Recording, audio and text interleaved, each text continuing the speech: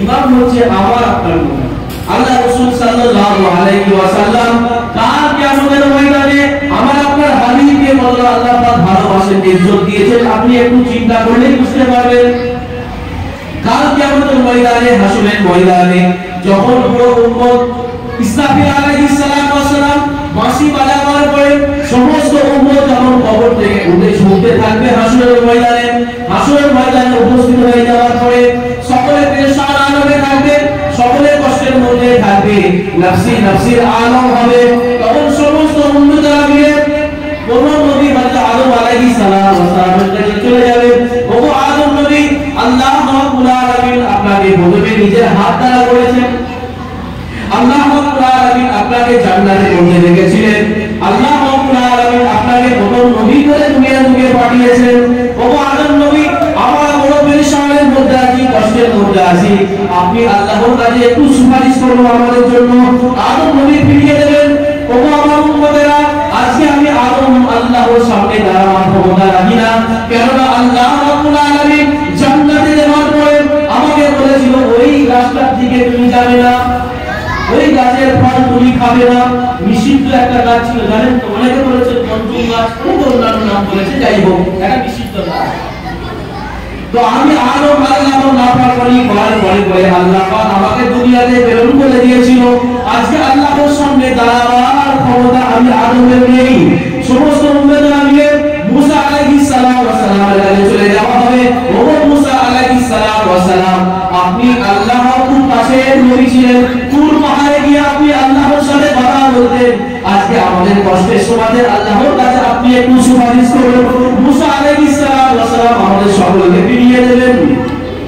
আমরা শুনে ঈসা নবীর কাছে চলে যাব, ঈসা নবী ফিরিয়ে দেবেন। দাউদ নবীর কাছে যাব, দাউদ নবী ফিরিয়ে দেবেন। ইউসুফ নবীর কাছে যাব, ইউসুফ নবী ফিরিয়ে দেবেন। এইভাবে সমস্ত নবীরা সমস্ত উম্মতকে ফিরিয়ে দেবেন।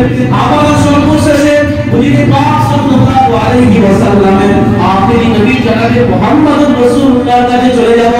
ও শেষ নবী, আখেরি নবী, ইমামুল আম্বিয়া, সরওয়ারে কায়নাত হুজুর সাল্লাল্লাহু আলাইহি ওয়াসাল্লাম সমস্ত নবীর দরবারে গিয়েছিলাম, সমস্ত নবীরা ফিরিয়ে দিয়েছে।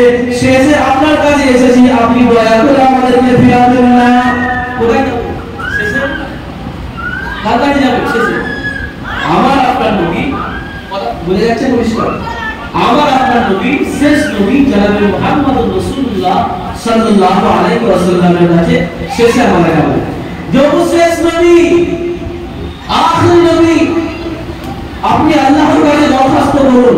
সমস্ত নবীর দরবার থেকে আমাদেরকে ফিরে আসতে হয়েছে, আপনি যদি এখন ফিরিয়ে দেন আমরা আর কোথায় ঠেই পাবো না। আপনি আল্লাহর কাছে সুপারিশ করুন। আল্লাহ নবী সরওয়ারে কায়নাত, তাজদারে মদিনা, আহমদে মুস্তাফা, মুহাম্মদে মুস্তাফা হুজুরে পাক সাল্লাল্লাহু আলাইহি ওয়াসাল্লাম সিজদার মধ্যে পড়ে যাবেন। সিজদার মধ্যে গিয়ে আল্লাহর তারিফ করবেন, আল্লাহর প্রশংসা করবেন। আল্লাহ রাব্বুল আলামিন বলবেন, ও আমার হাবিব, মহান কি চাইবার আছে তুমি চাও। আল্লাহর হাবিব আল্লাহ রাব্বুল আলামিনের কাছে সুপারিশ করবেন, আমার উম্মতেরা বড় কষ্টের মধ্যে আছে, বড় পেরেশানির মধ্যে আছে, তাদের হিসাব এবং কিতাবটা শুরু করা হোক। প্রথমে যে সুপারিশ করবে সেটা আমার আপনার হাবিব সাল্লাল্লাহু আলাইহি ওয়াসাল্লাম। আজকে আমরা কোন নবীকে পেয়েছি আমরা নিজেরাই বুঝতে পারি, যিনি আমাদের জন্য 63টা বছর যিনি আমাদের জন্য ভেবেছেন, দিন প্রচার করার জন্য গেছেন। তায়েফবাসীরা পাথরের আঘাত করেছে, থুতু নিক্ষেপ করেছে, মেরেছে, পুরো শরীর হুজুরে পাক সাল্লাল্লাহু আলাইহি ওয়াসাল্লামের রক্তে রক্তাক্ত হয়ে গেছে। জুতো মোবারক রক্ত দিয়ে পায়ের সাথে সেটে গেছে, আটকে গেছে আটার মতো। হুজুর আলাইহিস সালাতু ওয়াস সালাম বেহুশ হয়ে গেছেন। আঙ্গুরের বাগানে একটা গাছের নিচে হুজুর সাল্লাল্লাহু আলাইহি ওয়াসাল্লাম শুয়ে পড়েছেন। এমন অবস্থায় একটা ইহুদি এসেছে। ইহুদি আসার পরে আল্লাহ রাসূলকে তুলেছেন, তোলার পরে এক গ্লাস আঙ্গুরের রস পেশ করেছে। কিসের? আঙ্গুরের রস। ইয়া রাসূলুল্লাহ, হাবিবাল্লাহ, আমার তরফ থেকে এটা হাদিয়া, আপনি পান করুন। এটা ইহুদি আল্লাহ নবীর হুঁশ ফেরার পরে আল্লাহ নবী সর্বপ্রথম বললেন, আমি আঙ্গুলের রসটা পান করতে পারি, কিন্তু তুমি আমার উপরে ঈমান আনবে কিনা বলো। রক্তাক্ত পেরেশান আলো বেহুশ হয়ে গেছে, কিছু দিয়ে দাও। রাসূল আমার বলেননি, তখনও বলেননি, এখনো কবর মোনাজাতের মধ্যে রাসূল আমাদের কথা চিন্তা করছেন, উম্মতের কথা চিন্তা করছেন। কাল কিয়ামতের ময়দানে যখন সমস্ত নবীরা, সমস্ত উম্মত ইয়া রাব্বি নফসি ইয়া রাব্বি নফসি ইয়া রাব্বি নফসি, চারিদিক থেকে রাব্বি নফসি রাব্বি নফসি, আল্লাহ আমার কিভাবে চারিদিক থেকে আওয়াজ আসবে, একটা কোন থেকে আওয়াজ আসবে, ইয়া রাব্বি উম্মতি ইয়া রাব্বি উম্মতি ইয়া রাব্বি উম্মতি, সেটা আর কেউ নয়, সরওয়ারে কায়নাত আমার আপনার নবী হুজুরে পাক সাল্লাল্লাহু আলাইহি ওয়াসাল্লাম। বলুন না সুবহানাল্লাহ। এটা আমার আপনার নবী।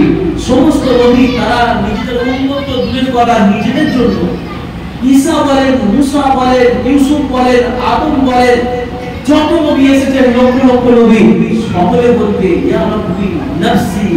আর শুধুমাত্র একটা নবী আল্লাহ পাক যাকে প্রথমে তৈরি করেছিলেন, সৃষ্টি করেছিলেন, শেষে পাঠিয়েছেন, আল্লাহ পাক যার জন্য বলেছিলেন, আজরাইল ফেরেশতাকে যখন পাঠিয়েছিলেন, ও আজরাইল আমার নবীর সাথে কোনো রকমের বিয়াদবি করবে না, ঘরে প্রবেশ করার পূর্বে সালাম দিয়ে প্রবেশ করবে এবং আমার হাবিবকে বলবে, আপনার যদি ইচ্ছা হয় আপনি এখনো থাকতে পারেন, আর আপনি যদি আল্লাহর সাথে দিদার করতে চান, আল্লাহ পাক আপনার ইন্তেজারে আছে। আমাদের জন্য কেউ বলবে আজরাইল ফেরেশতা এসে যান প্রবেশ করার জন্য, যে আপনার থাকতে মন চাইলে থাকবেন, আসতে মন চাইলে আসলে বলবেন না। কিন্তু আল্লাহর হাবিবের সামনে গিয়ে আজরাইল ফেরেশতা তিনি বলছেন, আল্লাহ পাক বলেছেন আপনি চাইলে থাকতে পারেন, আর আপনি যদি চান আল্লাহর সাথে দিদার করতে পারেন, আল্লাহ আপনার কাছে আল্লাহর কাছে আপনাকে ডেকেছেন। আল্লাহর হাবিব সাল্লাল্লাহু আলাইহি ওয়াসাল্লামের কাছে জিবরাইল আজরাইল ফেরেশতা আলাইহিস সালাম এসে বললেন, তাহলে কোন নবীর উম্মত আমরা হতে পেরেছি? আমাদের চিন্তা করা দরকার। আজকে আমাদের পরিবেশ পরিস্থিতিতে যদি আমরা দেখি, তাহলে আমরা এমন ভাবে করি, এমন ভাবে পোশাক আশাক করি, যে আমরা যে গায়ের কম না মুসলমান, আমাদের সেনা বড় মুশকিল। একজনকে সালাম দেব, কিভাবে তাকে সালাম দেব, এমন ভাবে সে পোশাকটা পরেছে, এমন ভাবে সে চুলের ডিজাইনটা করেছে, এমন ভাবে সে তার চলাফেরার স্টাইল, তাকে সালাম দিতে হয় না। যদি এটা মুসলিম না হয়, অমুসলিম হয়। আচ্ছা, আপনাদের এইদিকে ওই ছেঁড়া প্যান্ট ইত্যাদি পরা হয় তো, পরে তো? আচ্ছা বলুন তো, নামাজের মধ্যে একটা ফরজ আছে সতর থাকা, জানেন তো? একটা ফরজ আছে সতর থাকা। এই ছেঁড়া প্যান্টটা পরলে সতর থাকা হবে তো? সতর থাকা হবে না। ওই প্যান্টটা পরে নামাজ হবে? এটা ইহুদিদের যে একটা চক্রান্ত, বড় চক্রান্ত, যে আমাদেরকে শেষ করার চেষ্টা আমরা বুঝতে পারছি না। অথচ আপনি গায়ের পর অমুসলিমদের দেখেন, তারা কিন্তু এতটা পড়ে না। এই মুসলমানের বাচ্চারা এগুলো বেশি পড়ে। একটা এমন পোশাক তারা তৈরি করেছে, যেটা পরলে মুসলমান মসজিদে উঠতে পারবে না। আর সেই পোশাকটাকে আজকে আমরা গ্রহণ করেছি, আজকে তাদের অনুসরণ করে চলছি। আজকে যদি মাহফিল আমি জিজ্ঞাসা করি 10টা নবীর নাম বলুন তো, অনেকেই বলতে পারবে না। যদি বলি 10টা সাহাবীর নাম বলুন তো, অনেকেই বলতে পারবে না। যদি বলি 10টা বড় বড় আল্লাহর ওলিদের নাম বলুন তো, দু একটা ছাড়া দাদা হুজুরের নাম বলতে পারবে, হয়তো খাজা মঈনুদ্দিন চিশতির নাম বলতে পারবে, হয়তো একটা ছাড়া বলতেই পারবে না। আর যদি বলি 10টা নায়ক নায়িকাদের নাম বলতো, ফটফট করে বলবে। 10টা খেলোয়াড়দের নাম বলতো, সে ফটফট করে বলে দেবে। আরে ভুল বলছি না, ঠিক বলছি? আজকে আমরা কোথায়, কাদের অনুসরণ করছি? আল্লাহ নবী সাল্লাল্লাহু আলাইহি ওয়াসাল্লাম পবিত্র জামানে আজ থেকে 1000 বছর পূর্বে ভবিষ্যৎবাণী করে দিয়ে গেছেন, মান তাশাব্বাহা বিকওমিন ফাহুয়া মিনহুম। আল্লাহ হাবিব সাল্লাল্লাহু আলাইহি ওয়াসাল্লাম ইরশাদ করছেন, যে ব্যক্তি যে জাতিকার অনুসরণ করে চলবে, তার হাসরটা তার সাথে হবে। আজকে যদি আমি মুখে দাবি করি যে আমার হাসরটা রাসূলুল্লাহর সাথে হবে, আর আমি মহব্বত যদি রাখি গায়ের কমতে, আমার হাসরটা রাসূলের সাথে হবে না, গায়ের কমদের সাথে হবে।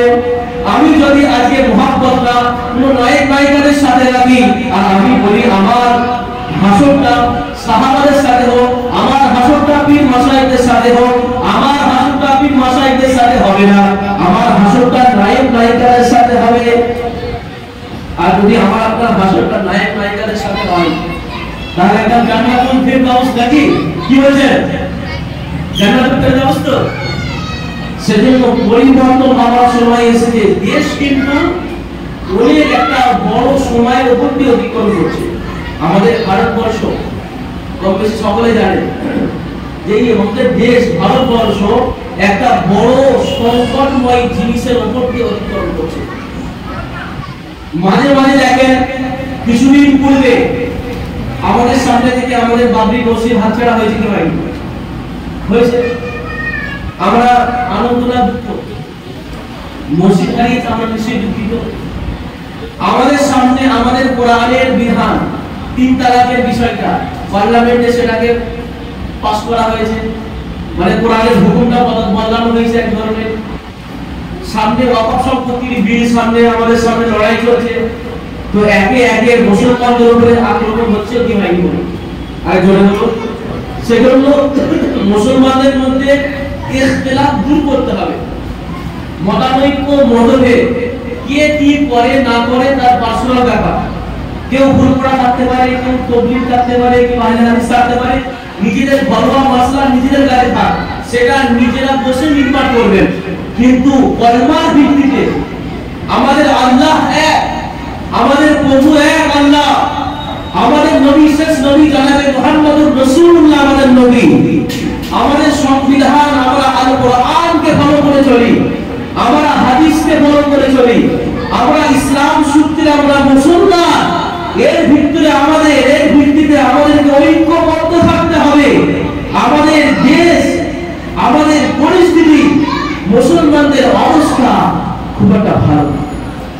সেজন্য আমরা সর্বদা নিজের পাপটা এটাই করি, আমরা ঐক্যবদ্ধ থাকবো ইনশাআল্লাহ। আমরা অন্যায় দেখলে তার প্রতিবাদ করব।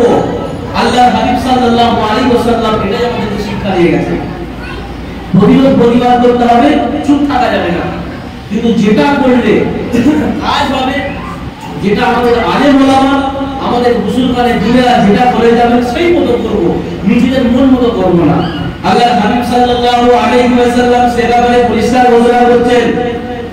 পরিষ্কার হাদিসের মধ্যে এসেছে আল্লাহর হাবিব বলেন, মান রাআ মিনকুম মুনকারান ফালিগাইয়িরু বিয়াদিহি ফাইন লাম ইয়াসতাতি ফাবিলিসানিহি ফাইন লাম ইয়াসতাতি ফাবিকলবিহি ওয়া যালিকা আযআফুল ঈমান। আল্লাহর হাবিব সাল্লাল্লাহু আলাইহি ওয়াসাল্লাম পবিত্র জামানে পরিষ্কার ঘোষণা করেছেন, মান রাআ মিনকুম মুনকারান ফালিগাইয়িরু বিয়াদিহি, তোমার সামনে যদি অন্যায় হয়, তোমার সামনে যদি অত্যাচার হয়, শরীয়ত বিরোধী কাজ হয়, কোরআন বিরোধী কাজ হয়, হাদিস বিরোধী কাজ হয়, মান রাআ মিনকুম মুনকারান ফালিগাইয়িরু বিয়াদিহি, তোমার যদি ক্ষমতা থাকে তুমি সেটা হাত দ্বারা প্রতিরোধ করবে। ফাইল্লাম ইয়াসতাতি ফাবিলিসানিহি, তুমি যদি হাত দ্বারা প্রতিবাদ করার ক্ষমতা না রাখো, মুখ দিয়ে উচ্চারণ করে তার প্রতিরোধ করবে। ফাইল্লাম ইয়াসতাতি ফাবিকলবিহি, তোমার যদি জবান দ্বারা প্রতিবাদ করার ক্ষমতা না থাকে, তুমি হাত মানে অন্তর থেকে সেই জিনিসটাকে ঘৃণা করবে। ওয়া যালিকা আযআফুল ঈমান, এটাই ঈমানের শেষ স্তর। কে বলেছেন? আল্লাহর হাবিব বলছেন, যদি তোমার সামনে অন্যায় হয়, অত্যাচার হয়, শরীয়ত বিরোধী কাজ হয়, প্রথম নম্বর হচ্ছে সেটাকে তুমি হাত দিয়ে প্রতিবাদ করবে। আর এমন জায়গায় তুমি ফেসে গেছো যেটাকে তুমি যে পরিস্থিতিতে হাত দিয়ে উঠতে পারবে না, তাহলে রাসূলের দ্বিতীয় নম্বর কথা হচ্ছে জবান দিয়ে প্রতিবাদ করতে হবে। যেটা অন্যায় হচ্ছে আপনার সামনে, আপনি দেখছেন একটা গরিব মানুষের বংশকে একটা শক্তিশালী লোক মেরে নিচ্ছে, ভাই না? একজন ব্যক্তি ক্ষমতায় আছে আর একজন ব্যক্তি এদিন অসহায়, বা তার সামনে সেরকম লোক নেই, গরিব মানুষ। দেখা গেল যে ব্যক্তি ক্ষমতাসীন তাকে দাবিয়ে দিয়ে তার হকটা মেরে নিচ্ছে, তার জমি জায়গাটা মেরে নিচ্ছে, বা তার টাকা মেরে নিয়েছে, বা তার সম্পত্তি লুণ্ঠন করছে, লুট করে নিচ্ছে। আপনি একজন রাসূলের উম্মত হিসাবে, আল্লাহর বান্দা হিসাবে যদি সেই জায়গায় প্রতিবাদ না করেন, আপনার মধ্যে ঈমান নাই, এটা মনে রাখবেন।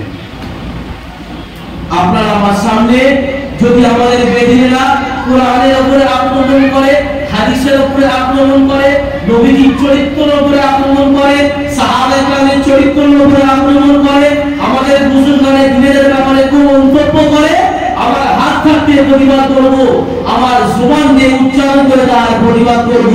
যদি আমি করতে না পারি, আমি প্রকৃতপক্ষে মুমিন নই।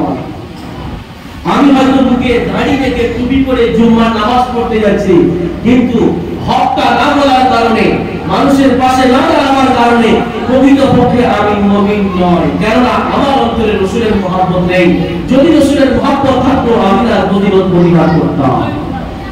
কেননা আল্লাহর হাবিব সাল্লাল্লাহু আলাইহি ওয়াসাল্লামকে মহব্বত করা, ভালোবাসা, এটাও একটা ঈমানের অঙ্গ। এটাও কি একটা ঈমানের অঙ্গ। মিশকাত শরীফের মধ্যে আল্লাহর নবী পরিষ্কার ঘোষণা করছেন, হাদিসটা লক্ষ্য করবেন, আল্লাহর নবী বলেন, ক্বালা রাসূলুল্লাহ সাল্লাল্লাহু আলাইহি ওয়াসাল্লাম, লা ইউমিনু আহাদুকুম হাত্তা ইয়াকুলা হাওয়াহু তাবা'আন লিমা জিতু বিহি। অন্য হাদিসে বলেছেন, লা ইউমিনু আহাদুকুম হাত্তা ইয়াকুনা আহাব্বা ইলাইহি মিন ওয়ালিদিহি ওয়া ওয়ালাদিহি ওয়ান নাসি আজমাইন। আল্লাহর নবী বলেন, লা ইউমিনু আহাদুকুম, তোমরা প্রকৃতপক্ষে পরিপূর্ণ মুমিন ততক্ষণ হতে পারবে না, হাত্তা আকুনা আহাব্বা ইলাইহি মিন ওয়ালিদিহি ওয়া ওয়ালাদিহি ওয়ান নাসি আজমাইন, যতক্ষণ পর্যন্ত তোমার কাছে তোমার ছেলেপুলে, তোমার পিতামাতা, তোমার সন্তান সন্ততি এবং পৃথিবীর বুকে যা কিছু আছে সকলের থেকে প্রিয় আমি রাসূল না যতক্ষণ পর্যন্ত হতে পারছি, তোমরা প্রকৃতপক্ষে মুমিন হতে পারবে না। কে বললেন? কে বললেন? আল্লাহর নবী বললেন যে তোমরা প্রকৃতপক্ষে মুমিন ততক্ষণ পর্যন্ত হতে পারবে না যতক্ষণ পর্যন্ত তোমাদের কাছে আমি রাসূল, তোমাদের ছেলেপুলে, তোমাদের পিতামাতা, তোমাদের স্ত্রী এবং পৃথিবীর বুকে যা কিছু আছে সকলের থেকে প্রিয় আমি রাসূলুল্লাহ হচ্ছি, ততক্ষণ পর্যন্ত তুমি প্রকৃতপক্ষে মুমিন নয়। ওমর রাদিয়াল্লাহু তাআলা আনহু তিনি বললেন, ইয়া রাসূলুল্লাহ, পৃথিবীর বুকে যা কিছু আছে সকলের থেকে আপনি আমার কাছে প্রিয়, কিন্তু আমার জানের থেকে নয়। কি বললেন? ইসলামের দ্বিতীয় খলিফা তিনি বললেন যে সকলের থেকে প্রিয়, কিন্তু আমার জানের থেকে প্রিয় আপনি নন। আল্লাহ নবী বললেন, ওগো ওমর, তুমি এখনো পর্যন্ত প্রকৃতপক্ষে মুমিন হতে পারোনি। ওমর রাদিয়াল্লাহু তাআলা আনহু বললেন, ইয়া রাসূলুল্লাহ, হাবিবাল্লাহ, আমার জানের থেকে আপনি বেশি প্রিয়। আল্লাহ রাসূল বললেন, এখন তুমি প্রকৃতপক্ষে মুমিন হবে। ইসলামের দ্বিতীয় খলিফা ওমর রাদিয়াল্লাহু তাআলা আনহু, মানে যাকে দেখলে শয়তান দূর থেকে ছুটে পালিয়ে যায়, তেমন একজন মহান ব্যক্তি, তিনি বলছেন যে আমার জানের থেকে আপনি প্রিয় নয়। নবীজি বললেন, ওমর, তুমি এখনো প্রকৃতপক্ষে পরিপূর্ণ মুমিন হওনি। ওমর রাদিয়াল্লাহু তাআলা বললেন, ইয়া রাসূলুল্লাহ, হাবিবাল্লাহ, আপনি আমার জানের থেকেও বেশি প্রিয়। আল্লাহ নবী বললেন, ওমর, তুমি মুমিন হয়েছো, এখন তুমি মুমিন হয়েছো। সেজন্য আমাদের প্রথম দায়িত্ব এবং কর্তব্য হচ্ছে এটা। আজকে আমরা সিরাতুন নবী জলসা থেকে, বিশ্ব নবী দিবসের অনুষ্ঠান থেকে প্রতিজ্ঞাবদ্ধ হয়ে যাব যে আমাদের সামনে যদি অন্যায় অত্যাচার হয়, আমরা মুসলিমদের পাশে দাঁড়াবো ইনশাআল্লাহ। শরীয়ত বিরোধী যদি কাজ হয়, কোরআন বিরোধী যদি কাজ হয়, হাদিস বিরোধী যদি কাজ হয়, কারো ষড়যন্ত্র থাকে, আমরা প্রতিবাদ করব ইনশাআল্লাহ, এবং আমরা রাসূলের সুন্নাত মোতাবেক চলব ইনশাআল্লাহ। কি বলছেন? চলব ইনশাআল্লাহ। তারপরে একটা গুরুত্বপূর্ণ কথা এখান থেকে শুনে যান। আমরা যদি, আচ্ছা বলুন তো, আমরা সকলে কাল কিয়ামতের ময়দানে নবীজির কাছাকাছি থাকতে চাই? সবাই থাকতে চাই? নবীজির কাছাকাছি থাকতে চাই? হাত তুলে দেখান। নবীজির কাছাকাছি থাকতে, মাশাআল্লাহ। আল্লাহ নবী বলেন, যদি কাল কিয়ামতের ময়দানে আমার উম্মত আমার কাছাকাছি থাকতে চায়, তারা যেন আমি রাসূলের উপরে বেশি বেশি দরুদ শরীফ পড়ে। সুবহানাল্লাহ। দরুদ শরীফ পড়বে ইনশাআল্লাহ বেশি বেশি। একবার দরুদ শরীফ পড়লে পড়ালে কি হবে? একবার যদি দরুদ নবীর উপরে পড়ালে কি হবে? কে বলতে পারবো? পড়ালে মারহাবা। এই যে বাচ্চা ছেলেটা, তাদের বাচ্চা জানি না, আল্লাহ আমাদের বলে দিল 10টা। শুধু 10টা নেকি নয়, 10টা গুনাহ আল্লাহ পাক মাফ করবেন, তার সাথে 10টা তার মর্তবা আল্লাহ পাক নিজের কাছে উঁচু করে দেন। বলুন না সুবহানাল্লাহ। আল্লাহ নবী সাল্লাল্লাহু আলাইহি ওয়াসাল্লাম পরিষ্কার হাদিসের মধ্যে জানিয়ে জানিয়ে দিয়েছেন। হাদিসটা মিশকাত শরীফের মধ্যে আছে, হাদিসটা তিরমিজি শরীফের মধ্যে আছে। আল্লাহর হাবিব ঘোষণা করছেন, মান সাল্লা ওয়াহিদাতান সাল্লাল্লাহু আলাইহি আশরা, যে ব্যক্তি আমার উম্মত আমার উপরে একবার দরুদ শরীফ পাঠ করবে, আল্লাহ রাব্বুল আলামিন তার আমলনামাতে 10টা নেকি লিখে দেবেন, তার পিছনে 10টা গুনাহ আল্লাহ পাক মুছে দেবেন এবং তার 10টা মর্তবা আল্লাহ পাক উঁচু করে দেবে। বলুন না সুবহানাল্লাহ। দরুদ পড়বেন ইনশাআল্লাহ। একটা দরুদের ছোট্ট আমল করে দিয়ে যাই, আমল করার চেষ্টা করব, ছোট্ট আমল, কিন্তু তার ফজিলত অনেক বড়। ভালো করে শুনবেন। হাদিসটা আছে তিরমিজি শরীফের মধ্যে। আল্লাহর হাবিব সাল্লাল্লাহু আলাইহি ওয়াসাল্লাম পরিষ্কার পবিত্র জবানে ঘোষণা করেছেন, ক্বালা ক্বালা রাসূলুল্লাহ সাল্লাল্লাহু আলাইহি ওয়াসাল্লাম, মান সাল্লা আশরান ফি আউয়ালিন নাহারি ওয়া মান সাল্লা আশরান ফি আখিরিন নাহারি তাআলা লাহু শাফাআতি ইয়াউমাল কিয়ামা। আল্লাহর হাবিব দিন দুনিয়ার বাদশা, তাজুল মদিনাতুল হায়াওয়ালিয়া, আহমদে মুস্তাফা মুহাম্মদে মুস্তাফা সাল্লাল্লাহু আলাইহি ওয়াসাল্লাম তিনি ঘোষণা করে দিয়েছেন, মান সাল্লা আশরান ফি আউয়ালিন নাহারি, আমার যদি কোনো উম্মত সকাল বেলাতে 10 বার দরুদ শরীফ পড়তে পারে, মান সাল্লা আশরান ফি আখিরিন নাহারি, আমার কোনো উম্মত যদি সন্ধ্যা বেলায় 10 বার দরুদ শরীফ পড়তে পারে, 10 বার সকাল বেলাতে এবং 10 বার রাতে, মানে ফজরের সময়তে 10 বার পড়ে নেবে, মাগরিবের সময়তে 10 বার পড়ে নেবে। যদি কেউ আমার উম্মত সকাল বেলাতে 10 বার দরুদ শরীফ পড়তে পারে, অবশ্যই আশরান ফি আখিরিন নাহারি, এবং কোন আমার উম্মত যদি সন্ধ্যা বেলায় 10 বার দরুদ শরীফ পড়তে পারে, তার জন্য কি ফজিলত আছে? নবী আকরাম সাল্লাল্লাহু আলাইহি ওয়াসাল্লাম নিজে বলেছেন, তাআলা লাহু শাফাআতি ইয়াউমাল কিয়ামা, কাল কিয়ামতের ময়দানে যখন সমস্ত উম্মতেরা পেরেশানির মধ্যে থাকবে, আমি রাসূলুল্লাহ নিজে দায়িত্ব নিয়ে তাদের জন্য সুপারিশ করব। বলুন না সুবহানাল্লাহ। সকালবেলায় 10 বার দরুদ শরীফ আমাদের পড়তে কিছু কষ্ট হবে? সবথেকে ছোট দরুদ হচ্ছে সাল্লাল্লাহু আলাইহি ওয়াসাল্লাম, সাল্লাল্লাহু আলাইহি ওয়াসাল্লাম, সাল্লাল্লাহু আলাইহি ওয়াসাল্লাম, সাল্লাল্লাহু আলাইহি ওয়াসাল্লাম। এর বড় দরুদও কেউ যার মুখস্থ আছে পড়তে পারে, দরুদে ইব্রাহিমও যদি কেউ বড় দরুদ মনে করে পড়তে পারে। মোটামুটি 10 বার দরুদ সকালে, 10 বার দরুদ সন্ধ্যাবেলায় যদি কি আমলটা করতে পারে, আল্লাহ নবী বলেছেন কাল কিয়ামতের ময়দানে আমি নবী দায়িত্ব নিয়ে আমার সেই উম্মতের জন্য নিজে সুপারিশ করব। কত বড় একটা ফায়দা! আমল করব ইনশাআল্লাহ। কি বলছেন? আরে বিশালে গাড়ি পাল্লা যদি আমি আপনি ভারী করতে পারি, আমার জান্নাত। আর মিজানে গাড়ি পাল্লার গোনাটা যদি ভারী হয়ে যায়, কোথায় যাব? জান্নাতে না জাহান্নামে? আমরা জানি সূরা কারিয়ার মধ্যে পরিষ্কার আল্লাহ পাক বলে দিয়ে গেছেন। কি বলে দিয়েছেন? বিসমিল্লাহির রহমানির রহিম, ফাআম্মা মান সাকুলাত মাওয়াজিনুহু ফাহুয়া ফি ঈশাতিন রাদিয়া ওয়া আম্মা মান খাফফাত মাওয়াজিনুহু ফাউম্মুহু হাবিয়া। আল্লাহ রাব্বুল আলামিন পরিষ্কার কালামুল্লাহ মাজিদের মধ্যে ঘোষণা করেছেন, ফাআম্মা মান সাকুলাত মাওয়াজিনুহু ফাহুয়া ফি ঈশাতিন রাদিয়া, যার মিজানের নেকির দাড়ি পাল্লাটা ঝুঁকে যাবে, গুনার পাল্লাটা হালকা হয়ে যাবে, ফাহুয়া ফি ঈশাতিন রাদিয়া, সে যাবে জান্নাতের মধ্যে। ওয়া আম্মা মান খাফফাত মাওয়াজিনুহু ফাউম্মুহু হাবিয়া, আর যার নেকির দাড়ি পাল্লাটা হালকা হয়ে যাবে, গুনার দাড়ি পাল্লাটা ভারী হয়ে যাবে, ফাউম্মুহু হাবিয়া, সে যাবে জাহান্নামের মধ্যে, দোজখের মধ্যে। তাহলে আমাদেরকে ভারী করতে হবে নেকিটা না গুনাহটা? নেকিটা। জোরে বলুন, নেকিটা। নেকির পাল্লাটা ভারী করতে হবে। নেকির পাল্লা ভারী করার জন্য একটা ছোট্ট আমল বলবো, ছোট্ট আমল যেটা খুব সহজ, আমরা ঘুরতে ফিরতে উঠতে বসতে করতে পারবো। ভালো করে শুনে রাখবেন।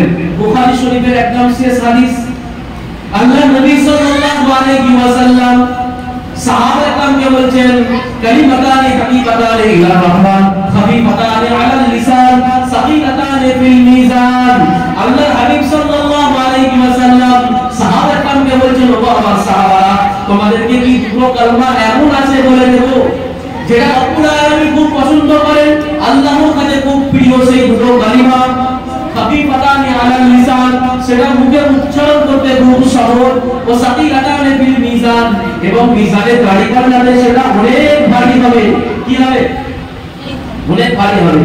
আল্লাহ রাসূলের সাহাবারা আল্লাহ রাসূলকে বললেন, ইয়া রাসূলুল্লাহ, ইয়া হাবিবাল্লাহ, আপনি অবশ্যই আমাদেরকে ওই দুটো কালিমা বলে দিন।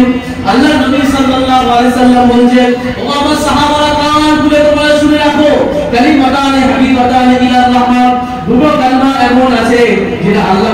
পছন্দ করেন, খাফিফাতানি আলাল লিসান, যেটা মুখে উচ্চারণ করতে খুব সহজ, সাকিলাতানি ফিল মিজান, এবং মিজানের দাঁড়িপাল্লাতে খুব ভারী হবে। মেন কথা এটা যে মিজানের দাঁড়িপাল্লাতে খুব ভারী হবে, আর ওয়েটফুল।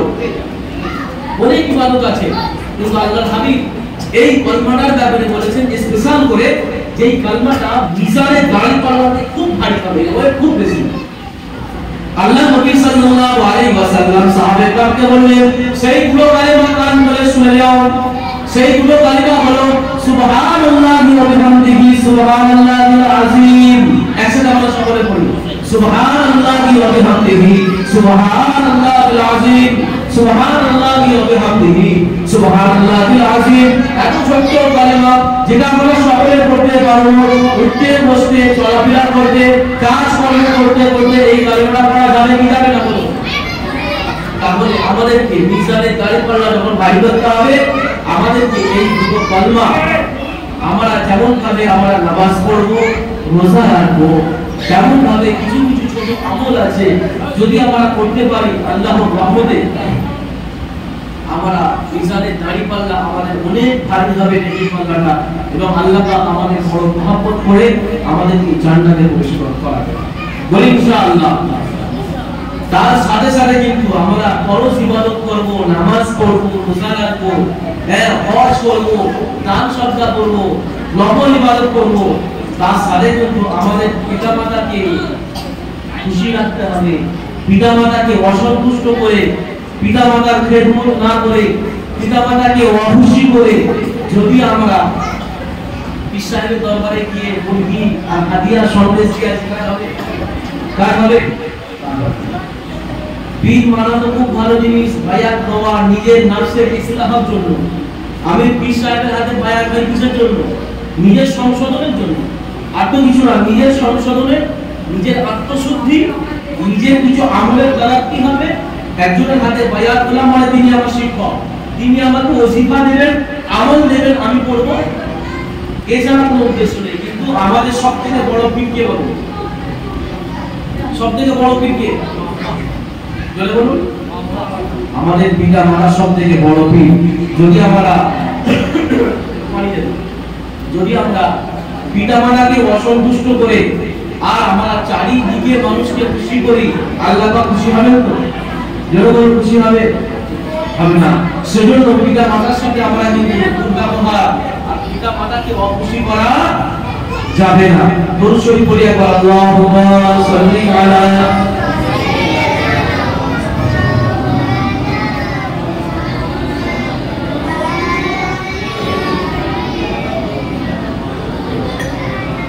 সেজন্য ছোট্ট আকারে টাইম কম সংক্ষিপ্ত, ছোট্ট আকারে দু একটা ছোট্ট ছোট কথা বলে দিই।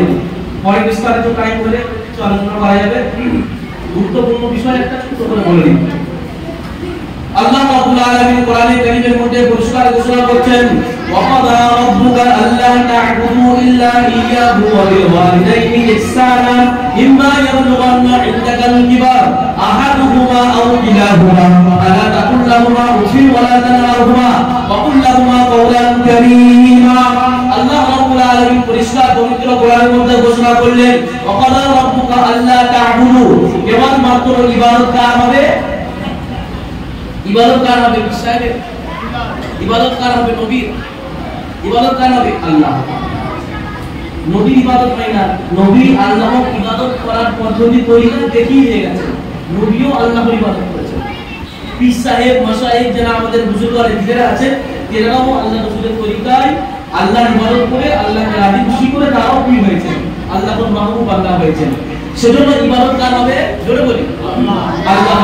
আমরা এটাই সূরা ফাতিহার মধ্যে পড়ি, কি পড়ি? আলহামদুলিল্লাহি রাব্বিল আলামিন, সমস্ত প্রশংসা তার আল্লাহ রাব্বুল আলামিনের জন্য, যিনি পুরো পৃথিবীর মালিক, যিনি পৃথিবীর পুরো সৃষ্টির কর্তা। আলহামদুলিল্লাহি রাব্বিল আলামিন আর রহমানির রহিম, যিনি অত্যন্ত দয়ালু মেহেরবান। মালিক ইয়াউমিদ্দিন, যিনি কিয়ামতের দিবসের মালিক। ইয়্যাকা না'বুদু, এই শুরু হচ্ছে ইয়্যাকা না'বুদু, আমরা কেবলমাত্র আল্লাহর ইবাদত করি। ওয়া ইয়্যাকা নাস্তাঈন, আমরা আল্লাহর থেকে সাহায্য চাই।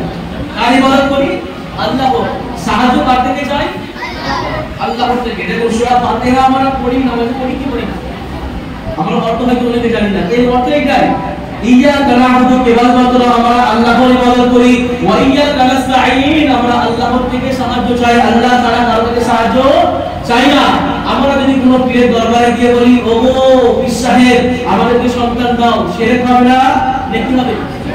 জোরে বলুন, শিরক হবে। পীর সাহেব কথাটা বলে যায়, কিন্তু মানুষ জাহিলিয়াতের কারণে, মূর্খতার কারণে কাজ করে, কি করে? করে। আমরা যদি পীরের নামে কোনো মুরগি গরু জবাই করি পীরের নামে, হালাল হবে না হারাম হবে? হারাম হবে। জবাই হবে কার নামে? আল্লাহর নামে। এমনকি নবীজির নামও জবাই চলবে না। কেউ যদি বলে লা ইলাহা ইল্লাল্লাহ মুহাম্মাদুর রাসূলুল্লাহ, হারাম হবে। কারণ জবাই হবে কার নামে? আল্লাহর নামে। বিসমিল্লাহি আল্লাহু আকবার, আল্লাহর নাম ছাড়া কারো নামে জবাই হবে না। ইয়্যাকা না'বুদু আমরা একমাত্র আল্লাহর ইবাদত করি, আল্লাহ ছাড়া আমরা পৃথিবীর বুকে কারো ইবাদত করি না, কোনো বিশ্বাসের ইবাদত করি না, কোনো সাহাবীর ইবাদত করি না, আমরা কোনো নবীর ইবাদত করি না। ওয়া ইয়্যাকা নাস্তাঈন আমরা সাহায্য আল্লাহ থেকে চাই, আমরা কোনো নবী, কোনো মানে দরগা, কোনো বিশ্বাসের মাঝে থেকে সাহায্য চাই না। হ্যাঁ, বিশ্বাসের মাসায় গুজরারে দিনের ওসিলায় দোয়া চাই না, ওসিলা দিয়ে নবীজির ওসিলা, বুজুর্গানের দিনের ওসিলা, বড় আলেম ওলামাদের ওসিলা দিয়ে, ভাই মাসুম বাচ্চা যারা আছে যাদের গোনা লেখা হয়নি তাদের ওসিলা, বা বয়োজ্যেষ্ঠ মুরব্বী আল্লাহ ওয়ালা তাদের ওসিলা দিয়ে আমরা দোয়া করতে পারবো, কিন্তু তাদের থেকে চাইতে পারবো না। আমরা ওটাই সূরা ফাতিহার মধ্যে বলছি ওয়া ইয়্যাকা নাস্তাঈন কেবলমাত্র আল্লাহরই থেকে আমরা সাহায্য চাই। তারপরে কি বলা হচ্ছে? ইহদিনাস সিরাতাল মুস্তাকিম আমাদেরকে আল্লাহ পাক থেকে আমরা দরখাস্ত করছি। এবারে সূরা ফাতিহাকে দুই ভাগে ভাগ করা হয়েছে, মনে রাখবেন সূরা ফাতিহাকে দুই ভাগে ভাগ করা হয়েছে। একটা হলো আল্লাহর প্রশংসা আর একটা হলো আল্লাহ থেকে চাওয়া। আলহামদুলিল্লাহি রাব্বিল আলামিন আর রহমানির রহিম মালিক ইয়াউমিদ্দিন ইয়্যাকা না'বুদু ওয়া ইয়্যাকা নাস্তাঈন, এইটা আল্লাহর প্রশংসা হয়ে গেল। এরপরে বান্দা আল্লাহর থেকে চাইছে ইহদিনাস সিরাতাল মুস্তাকিম, ও আল্লাহ আমাদেরকে সঠিক সরল পথে চালাও। কোন পথে? সঠিক সরল পথে। সিরাতাল লাযিনা আন'আমতা আলাইহিম তাদের পথে আমাদেরকে চালান যাদের উপরে আপনি রাজি খুশি, যাদেরকে আপনি পুরস্কার দিয়েছেন, যাদেরকে আপনি ইনাম দান করেছেন, তাদের পথে চালান। তারা কারা? যাদেরকে আল্লাহ পাক পুরস্কার দান করেছেন তারা কারা? সূরা নিসার মধ্যে আল্লাহ পাক এই আয়াতের ব্যাখ্যা করে দিয়েছেন, ওয়া মান ইউতি'িল্লাহা ওয়া রাসূলা ফাউলাইকা মা'আল্লাযীনা আন'আমা আল্লাহু আলাইহিম মিনান নাবিয়্যিনা ওয়াস সিদ্দীকিনা ওয়াশ শুহাদা'i ওয়াস সালিহিন। আল্লাহ পাক চারজনের কথা বলেছেন। কয়জনের? চারজনের কথা হচ্ছে সিরাতে মুস্তাকিম, যাদেরকে আল্লাহ পাক পুরস্কার দান করেছেন চারজন। আল্লাহ পাক বলেছেন মিনান নাবিয়্যিন, নবীদের কথা হচ্ছে সিরাতে মুস্তাকিম। মিনান নাবিয়্যিন তারপর আল্লাহ পাক বলেছেন সিদ্দীকিন, সাহাবায়ে কেরামের কথা হচ্ছে সত্য পথ, সিরাতে মুস্তাকিম। ওয়াস শুহাদা যারা শহীদ হয়েছেন এনাদের পথটা হচ্ছে সঠিক এবং সিরাতে মুস্তাকিম। ওয়াস সালিহিন এবং আল্লাহর নেক বান্দা, আল্লাহর সালেহ বান্দা, আল্লাহ পাকের আউলিয়া বান্দা যারা আল্লাহ রাসূলকে ফলো করে নিজের জীবনটাকে অতিবাহিত করেছে, এনাদের পথটা হচ্ছে সিরাতে মুস্তাকিম। আমরা সূরা ফাতিহার মধ্যে এনাদের ব্যাপারে আমরা বলছি, আল্লাহ পাক এনাদের পথে চালান আমাদের। সিরাতাল লাযিনা আন'আমতা আলাইহিম যাদের উপরে আল্লাহ পাক আপনি পুরস্কার দান করেছেন তাদের পথ চালান, মানে চারজনের পথে চালান। গায়রিল মাগদুবি আলাইহিম ওয়ালাদ দাল্লিন তাদের পথে আমাদেরকে চালাবেন না। আমরা বলছি আল্লাহর কাছে তাদের পথে চালাবেন না যারা পথভ্রষ্ট হয়ে গেছে, পথ হারা হয়ে গেছে, মানে ইহুদ এবং নাসারা। ইহুদ মানে ইহুদি জাতি এবং নাসারা, এদের পথে আমাদেরকে চালাবেন না। এটা হলো সূরা ফাতিহা। আমার টপিক হচ্ছে সেইখানে, আমি এখানে একটু ব্যাক লাইনে এলাম। তো ইবাদত কার হবে? জোরে বলি ইবাদত কার হবে? আল্লাহ। আল্লাহ পাক বলেন অকালা রাব্বুকা আল্লাহ তা'বুদু কেবলমাত্র আমি আল্লাহর ইবাদত তোমরা করবে। তারপরে বলেছেন ওয়াবিল ওয়ালিদাইনি ইহসানা এবং তোমরা নিজেদের পিতামাতার সাথে সৎ ব্যবহার করবে। ইম্মা ইয়াবলুগান্না ইনদাকাল কিবার ইম্মা ইয়াবলুগান্না ইনদাকাল কিবার তোমরা যদি তাদেরকে বয়স্ক অবস্থায় পাও, মানে তারা বুড়ো হয়ে গেছে, বৃদ্ধ হয়ে গেছে, যদি বয়স্ক অবস্থায় পাও, আহাদুহুমা আও কিলাহুমা পিতামাতার মধ্য থেকে একজনকে পাও কিংবা দুজনকেই পাও। বয়স্ক অবস্থায় মাও বেঁচে আছে, আব্বাও বেঁচে আছে, কিংবা মা ইন্তেকাল করেছে আব্বা বেঁচে আছে, আব্বা ইন্তেকাল করেছে, বাবা চলে গেছে। যদি কাউকে দুজনকে একসাথে পাও কিংবা দুজনের মধ্যে একজনকে পাও, ইম্মা ইয়াবলুগান্না ইনদাকাল কিবার আহাদুহুমা আও কিলাহুমা ফালা তাকুল লাহুমা উফিন, তাদেরকে উফ শব্দ পর্যন্ত মুখ থেকে উচ্চারণ করতে দেবে না। পরিষ্কার শুনে যাও, তারা যেন তোমার আখলাক চরিত্র কথাবার্তা ওটা বসাতে মুখ দিয়ে জবান দিয়ে উফ শব্দ যেন উচ্চারণ না করে, এই পরিস্থিতি যেন না ঘটে, অতএব সজাগ থাকবে তোমরা। আল্লাহ পাক সন্তানদেরকে বলছেন যদি বয়স্ক অবস্থায় পিতা মাতাকে পাও খুব শব্দ যেন তারা মুখ থেকে না বলে। একটা হাদিস মনে পড়ে গেল, বলে দিই, সবাই জানেন আল্লাহ নবী সাল্লাল্লাহু আলাইহি ওয়াসাল্লাম মসজিদের মেম্বারের একটা সিঁড়িতে পা দিলেন, আমিন বললেন, দ্বিতীয় সিঁড়িতে পা দিলেন, আমিন বললেন, তৃতীয় সিঁড়িতে পা দিলেন, আমিন বললেন। সাহাবায়ে কেরাম জিজ্ঞাসা করলেন, ইয়া রাসূলুল্লাহ, হে হাবিবাল্লাহ, ইতিপূর্বে তো এই আমল আমরা কখনো দেখিনি, আপনি প্রথম সিঁড়িতে পা দিলেন, আমিন বললেন, এর উদ্দেশ্য কি? আপনি তৃতীয় সিঁড়িতে পা দিলেন, আমিন বললেন, এর উদ্দেশ্য কি? আপনি তৃতীয় সিঁড়িতে পা দিলেন, আমিন বললেন, এর উদ্দেশ্য কি? আল্লাহর হাবিব সাল্লাল্লাহু আলাইহি ওয়াসাল্লাম বললেন, ও আমার সাহাবারা শুনে রাখো, আল্লাহর পক্ষ থেকে জিবরাইল ফেরেশতা আমার কাছে এসেছিল এবং এসে এই দোয়া করছিল, কেউ যদি রমজান মাস পায় আর রমজান মাস পাওয়ার পরেও সে আল্লাহ রাব্বুল আলামিনের কাছে নিজের গুনাহ মাফ করিয়ে না নিতে পারে, সে ব্যক্তি ধ্বংস হয়ে যায়। আমি নবী বললাম আমিন। তারপরে দ্বিতীয় নম্বরে জিবরাইল ফেরেশতা বলল, কেউ যদি আমি রাসূলের নাম শোনার পরে আমার উপরে দরুদ শরীফ পাঠ না করে সে ব্যক্তি ধ্বংস হয়ে যায়। আমি উত্তরে বললাম আমিন। আল্লাহর হাবিব সাল্লাল্লাহু আলাইহি ওয়াসাল্লাম তৃতীয় নম্বরে বললেন, কেউ যদি নিজের পিতামাতাকে বয়স্ক অবস্থায় পায় আর তাদের খেদমত করে তাদের সেবা করে জান্নাত কামিয়ে দিতে পারে, তারাও ধ্বংস হয়ে যায়। আমি রাসূল বললাম আমিন। আমিন মানে কি? আমিন মানে কি বলো? আমিন মানে হচ্ছে আল্লাহ তুমি কবুল করে নাও, কবুল করে নাও। দুআটা কি করছে? দুআটা কি করছে? আল্লাহর নবী তো আমিন করছে, ইমাম সাহেব দোয়া করে, মুসল্লিরা আমিন বলে। এখানে আল্লাহ নবী দোয়াতে আমিন বলছে, দোয়াটা কি করছে? জোরে বলো।